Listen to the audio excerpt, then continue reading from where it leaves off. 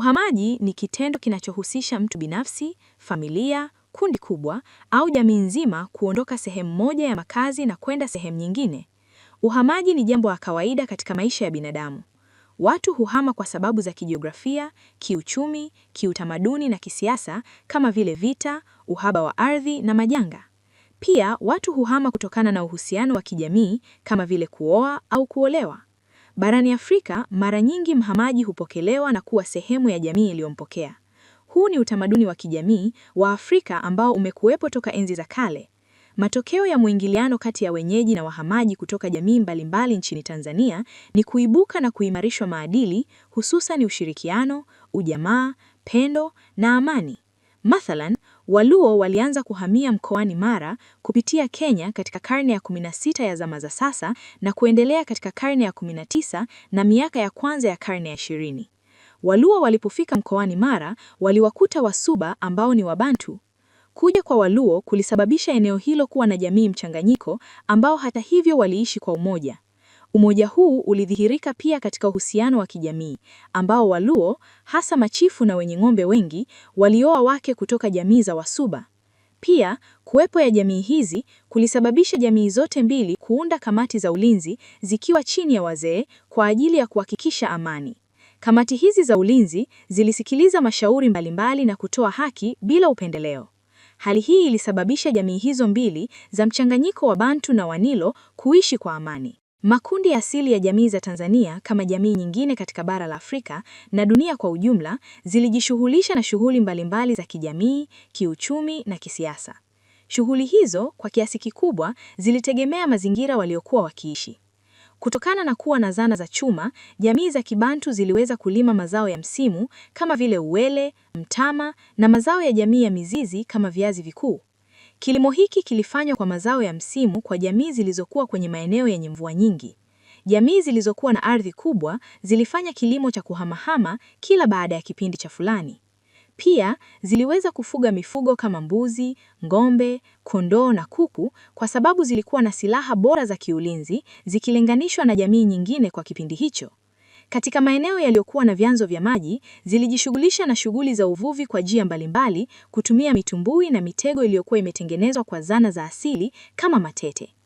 Mbali na shughuli za kiuchumi, jamii hizi zilikuwa na miundo mbalimbali ya kisiasa iliyowawezesha na kuongoza jamii zao na kusimamia taratibu za utawala na uraia. Jamii za Kibantu zilikuwa na mfumo wa kiutawala wa kiukoo ambao ulikuwa mfumo msingi wa kisiasa katika jamii.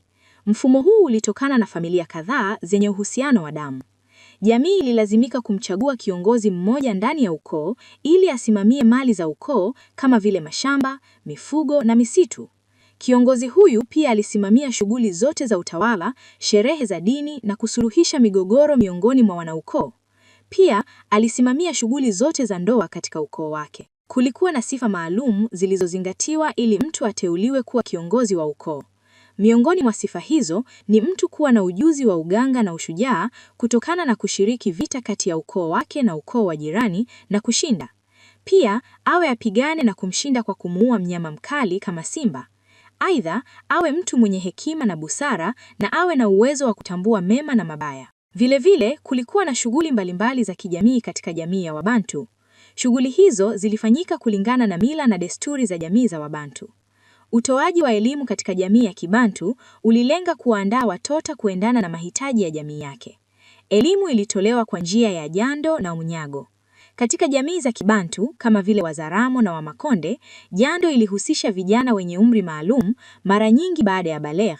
Wakiwa jandoni, vijana walipewa elimu maalum ili kuwaandaa kuwa na maadili mema katika jamii na viongozi bora wa kifamilia na ukoo.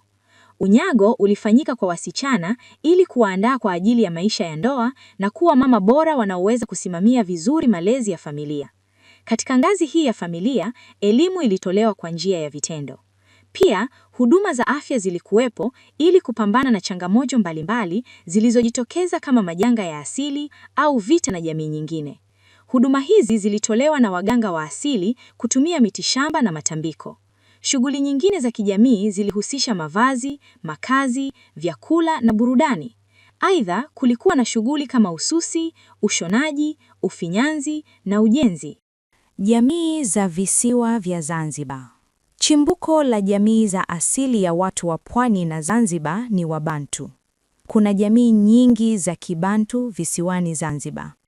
Baadhi ya jamii hizo ni Wahadimu, Wapemba na Watumbatu.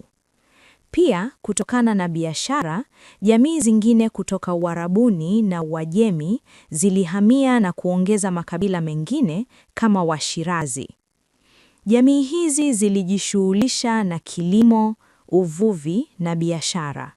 Kilimo kilihusisha mazao ya viungo kama karafuu, iliki na aina mbalimbali za pilipili. Vilevile zilifanya biashara na jamii za Uarabuni, Uajemi, Mashariki ya Mbali kama China na Indonesia na Ulaya. Biashara zilihusisha bidhaa kama karafuu, viungo, pembe za ndovu, dhahabu na nta. Jamii za Zanzibar zilinunua vifaa kama vile nguo, silaha na manukato. Kwa ujumla, maadili yanayoonekana kwenye jamii hizi za pwani ya Tanzania na Zanzibar ni pamoja na uaminifu katika shughuli za biashara. Katika jamii hizi ilikuwa kawaida kwa wafanyabiashara wakubwa kuwakopesha bidhaa wafanyabiashara wadogo ambao waliweka ahadi au malikauli kulipa mikopo hiyo baada ya kufanya biashara. Pia viongozi wa jamii hizi, kama ilivyokuwa kwa jamii nyingi zilizokuwa na utawala wa kichifu, walifanya kazi kwa kuzingatia masilahi ya watu. Mali za chifu hazikuwa zake binafsi bali za watu wote na zilitumika kuwasaidia wanajamii wakati wa shida. Kwa mfano, chakula kilichotunzwa kwenye mahala kilisambazwa kwa wanajamii wakati wa njaa. Jamii za Wakichembe. Jamii hizi ambazo ni za kale zaidi na zinachukuliwa kuwa wakazi wa mwanzo kabisa wa jamii za asili ya Tanzania, ziliishi kwa kuwinda wanyama wa porini kama swala, digidigi na wanyama wengine wadogo. Pia zilifanya shughuli ya kurina asali na kukusanya vyakula kutokana na mazao ya misitu kama matunda, mizizi, mayai ya ndege wa porini na mizoga. Jamii hizi hazikuwa na makazi ya kudumu na zilihamahama kulingana na mahitaji yao ya chakula, na ziliishi kwenye mapango au miti mikubwa kama mibuyu. Katika kuwinda zilitumia zana za asili za mawe, matawi ya miti na mifupa ya wanyama wakubwa kama tembo na nyati. Baadhi ya jamii za Wakichembe ambazo ziko hadi sasa ni Wahadzabe na Wasandawe ambao bado zinaishi katika mfumo huu wa asili. Jamii hizi hazikuwa na viongozi wa kudumu na viongozi walipatikana pale tu walipokuwa wanajiandaa kufanya shughuli mbalimbali, hususan kuwinda. Huduma za jamii kama tiba na elimu zilitolewa kwa vitendo kupitia muundo usiokuwa na utaratibu maalumu. Kwa mfano, kijana alifundishwa kuwinda kwa kuambatana na watu wazima wakati wa mawindo. Alifundishwa dawa za asili kwa kuwaangalia wazazi wake wanatumia mti gani wanapokuwa na magonjwa. Jamii za Wakichembe waliongozwa na maadili mbalimbali ikiwemo kutumia rasilimali kwa njia endelevu. Kwa mfano, wakati wa uwindaji Wakichembe hawakuua wanyamapori wote bali waliacha wengine kwa ajili ya uwindaji wa baadaye.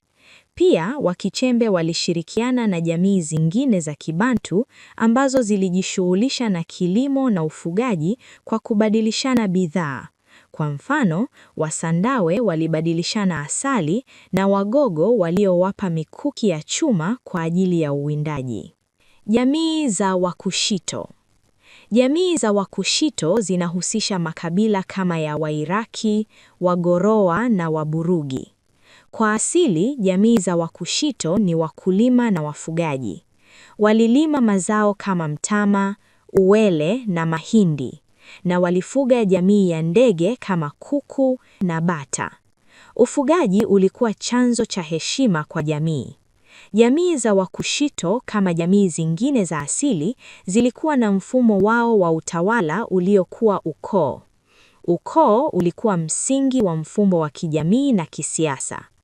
Uongozi wa ukoo ulikuwa chini ya mabaraza ya wazee ambayo yalikuwa na jukumu la kusuluhisha migogoro, kufanya kazi kama wataalamu wa matambiko, kusimamia sherehe za kidini, kusimamia sheria na utulivu na kufanya uamuzi wa kiutendaji kama vile kutangaza vita.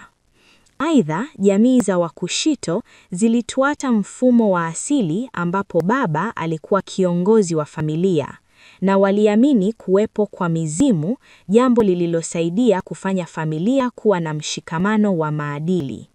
Elimu ilitolewa kupitia jando na unyago ambapo vijana wa kiume na wa kike walifundishwa ili kuwaandaa kujua haki na wajibu wao kwenye jamii. Jando na unyago ulikuwa kielelezo cha kuingia kwenye majukumu ya kijamii. Shughuli hizi zilifundisha vijana kufanya kazi kwa bidii, kuwa ujasiri, kujenga nyumba na kutoa ushauri kwa makundi mengine kuhusu namna ya kujitegemea. Vilevile, mitala ilikuwa mila na desturi ambapo ndoa za wake wengi zilikubalika na urithi ulikuwa kwa mtoto wa kiume. Mtoto wa kike hakuwa na urithi. Hali kadhalika kulikuwa na sherehe mbalimbali kulingana na matukio na majira ya mwaka. Jamii za Wanilo. Wanilo ni jamii ya wafugaji na hufuga ng'ombe, mbuzi, kondoo na punda. Punda huwasaidia kubeba mizigo pindi wanapohama kutoka eneo moja kwenda eneo lingine kutafuta malisho. Kwa hapa Tanzania, jamii za Wanilo ni kama Wamasai, Wajaluo na Wadatoga. Kiasili, jamii hizi zinapatikana katika mikoa ya kaskazini mwa Tanzania, pembezoni mwa bonde la Ufa. Mfumo wa kisiasa wa jamii za Wanilo ulikuwa utawala wa kirika. Wanawake walifanya shughuli za nyumbani kama vile kujenga na kutunza nyumba, kutafuta kuni na kuandaa chakula. Watoto walipewa jukumu la kuchunga ndama ambao hawaambatani na ng'ombe wakubwa kwenye malisho. Morani ni kundi rika katika jamii ya Kimasai la vijana wenye umri kati ya miaka 18 hadi 35. Kazi zao zilikuwa kutoa nguvu kazi na ulinzi wa jamii, kulinda mali hasa mifugo na rasilimali zingine za jamii. Aidha, waliwajibika kuilinda jamii ya Kimasai dhidi ya maadui na kutafuta maji na malisho kwa ajili ya mifugo yao. Wazee wa Masai ni kundi la juu kabisa katika jamii ya Wamasai, huundwa na watu wenye umri kuanzia miaka 40. Kundi hili lilikuwa na jukumu la kufanya uamuzi muhimu kuhusu jamii yao na kusuluhisha migogoro katika jamii. Kwa sababu ya umri wao, wazee hawa waliheshimika sana na makundi yote katika jamii na ndio walikuwa wazee wa kiroho. Kiongozi mkuu wa kisiasa katika jamii hii aliitwa Olaigwan. Huyu ndiye mwenye mamlaka makubwa ya jamii nzima ya Kimasai.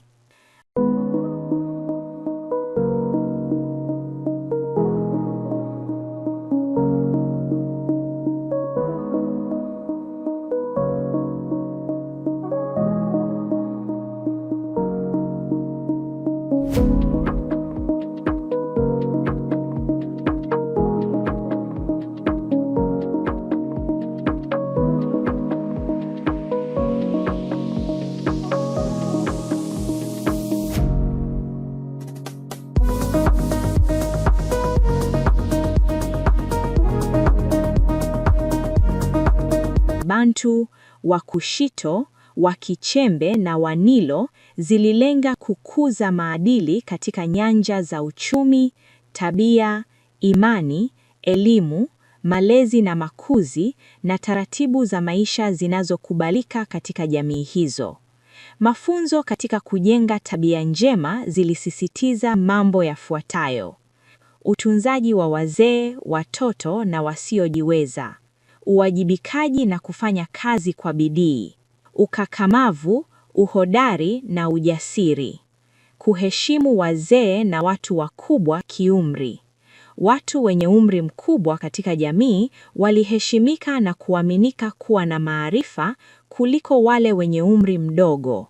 kushirikiana katika mambo yote ya furaha na huzuni kama vile harusi na misiba, kusisitiza kupenda na kukirimu wageni, kujenga uhusiano mwema katika jamii. Hivyo malumbano ya moja kwa moja yalikemewa.